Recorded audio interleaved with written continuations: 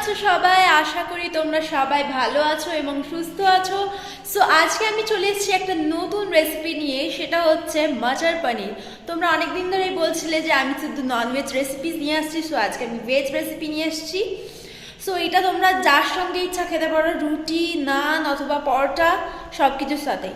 So চলো আমরা রেসিপিটা দেখে নিই। তো বন্ধুরা, মটর পনির করার জন্য আমরা প্রথমে রিফাইন্ড অয়েল কড়াই চাপিয়ে দিচ্ছি। এবার আমাদের কি কি ইনগ্রেডিয়েন্টস দরকার দেখে নাও। সো দুটো বড় টমেটো স্লাইস করে নিয়েছি, এই দেখো রাফলি চপ করে নেবে। আর এটা হচ্ছে রসুন, আর দুটো লঙ্কাকে এমনি ভেঙে নিয়েছি, আর দুটো মিডিয়াম সাইজের পেঁয়াজ চপ করে নিয়েছি, এই দেখো। সো আর এইটা আছে আদা বাটা, এই দেখো।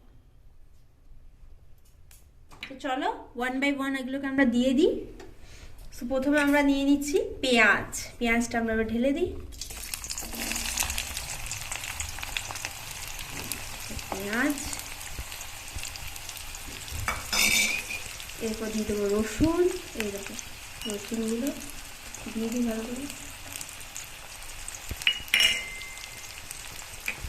লঙ্কা, দুটো লঙ্কা ভেঙে নিয়েছি জাস্ট, এগুলো জাস্ট হালকা ভেজে নেব। আর এটা হচ্ছে পুরো টমেটো যেটা দেখালাম, আর আদা।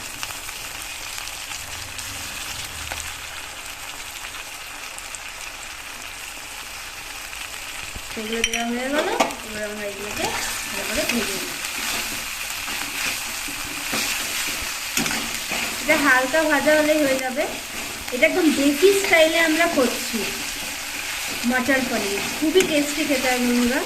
হালকা ভেজে নেবো, কারণ কি তারপর আমরা এটাকে হালকা ভেজে একদম পিউরি করে নেবো, মিক্সারে গ্রাইন্ড করে আবার একটু তেল দিয়ে আবার ভাজবো। তাই জন্যে এখন খুব ভালোভাবে ভাজার দরকার নেই, মোটামুটি একটা হালকা ভাজা হয়ে গেলে তারপর আমরা মিক্সারে এটাকে গ্রাইন্ড করে নেবো। এটাকে 2-3 মিনিট আমরা এটাকে সটে করে নেবো। একটু সফটেড হয়ে যাওয়ার জন্য আমরা এটাতে একটু নুনও অ্যাড করে দেবো। এই দেখো একটু নুন দিয়ে দিলাম, ব্যাস।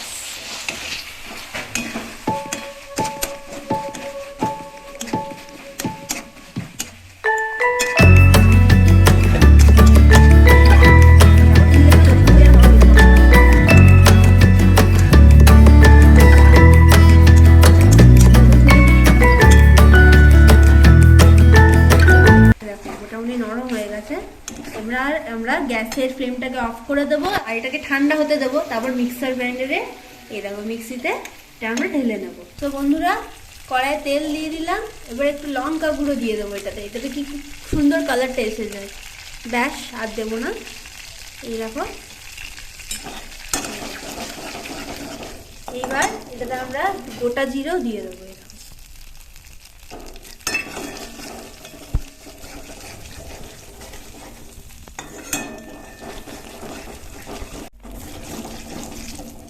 সো আমাদের পিউরিটা ঠান্ডা হয়ে গেছিলো, মিক্সারের উপর গ্রাইন্ড করে নিয়েছি। এবার আমরা এটাকে ঢেলে নেব। এই দেখো পিউরিটা।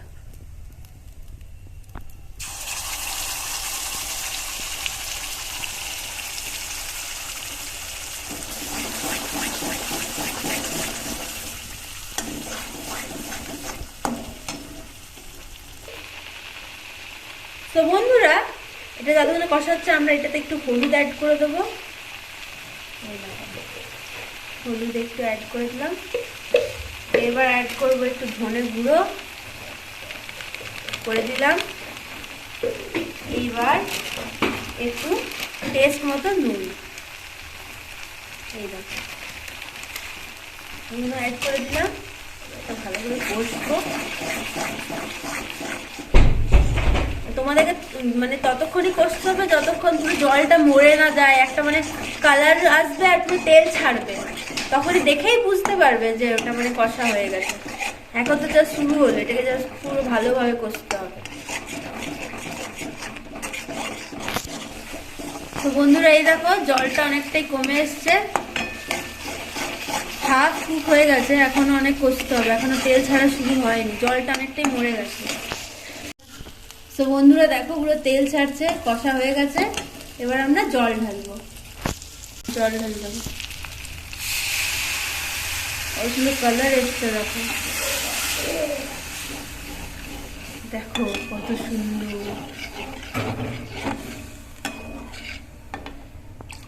জল ঢাললাম। এবার আমরা কি করব, মটরশুঁটিগুলোকে ঢেলে দেবো।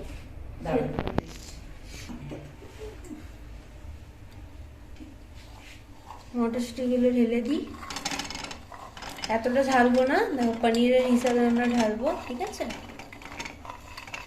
সো দেওয়া হয়ে গেল। এবার একটা রেখে দিই, তোমরা হিসাব মতো কতটা মটর ভালো মতো সেই হিসাবে দেবে। এবার মটরশুঁটিগুলো সেদ্ধ হবে।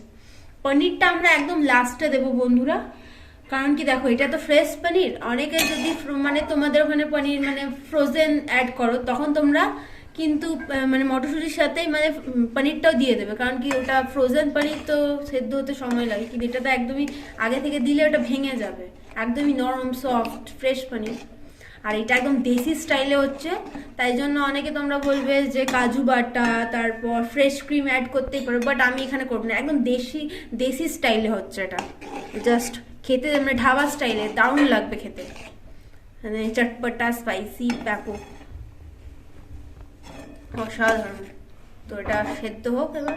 তো দেখো বন্ধুরা মটরশুঁটিটা পুরো ভালোভাবে বয়েল সেদ্ধ হয়ে গেছে। এবার আমরা কি করব, পনিরটাকে দিয়ে দেবো। দেখো পনিরটা আমি ভালো করে পিস পিস কেটে রেখেছি। দেখো এটা 200 গ্রাম পনির আছে। আমরা এবার পনিরটাকেও অ্যাড করে মিলিয়ে নিই। দেখো কত সুন্দর কালারটা এসেছে। কোনো অংশ হোটেলের থেকে কম লাগছে তোমাদের? এই দেখো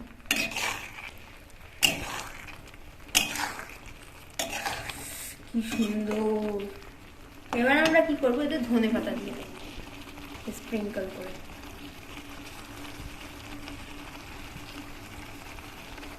দেখো ধনে পাতা দিয়ে দিয়েছি, ব্যাস পাত্রে রেখে দিই।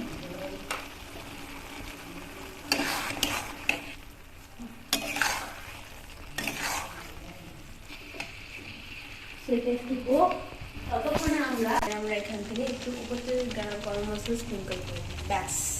আর একটু নেড়ে দেবো, গরম গরম রেডি টু সার্ভ।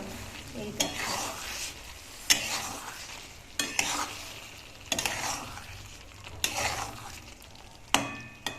সো চলো প্লেটিং করে দেখাচ্ছি তোমাদের।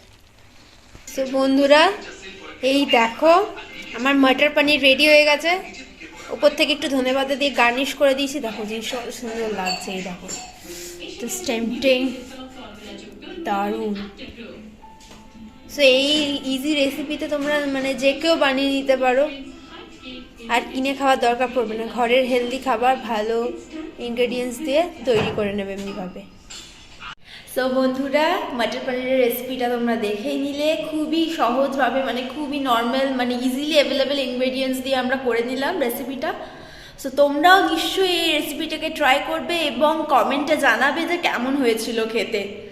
সো দেখা হবে পরের ভিডিওতে। Thanks for watching.